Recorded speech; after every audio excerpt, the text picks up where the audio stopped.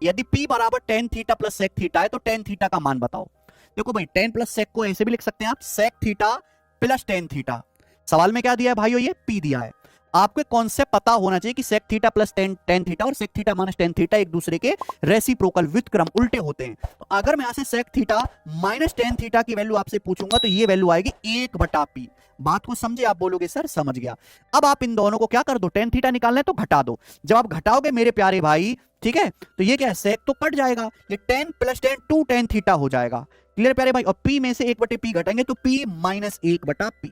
यहां से tan theta क्या आ जाएगा, आप लोग एलसीएम ले लीजिएगा, तो ये P स्क्वायर माइनस 1, ये दो नीचे आ जाएगा 2P, ये टेन थीटा की वैल्यू आ गई, बात खत्म। अगर आपसे सेक थीटा पूछा होता तो इन दोनों को ऐड कर देते। तो इसी बात पे ये सवाल बताइए, एक दुकानदार एक वस्तु के अंकित मूल्य पर 20% की छूट देता है, वह 9 जोड़ी किताबों की बिक्री के साथ एक जोड़ी किताब फ्री भी देता है।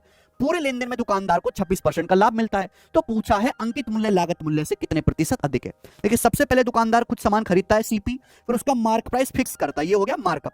अब मार्क प्राइस फिक्स करने के बाद दुकानदार क्या कर रहा है, 20% डिस्काउंट दे रहा है। 20% का मतलब 1/5, 1/5 का डिस्काउंट मतलब क्या हुआ, ये 5 का सामान 4 में बिका।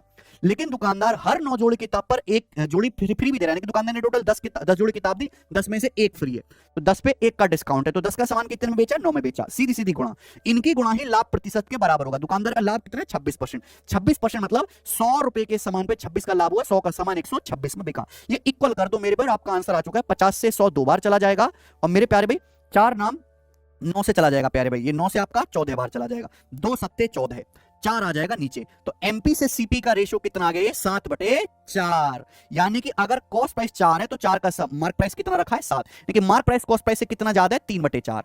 1/4 25%, 3/4 75%। आंसर हो गया, ये बताओ।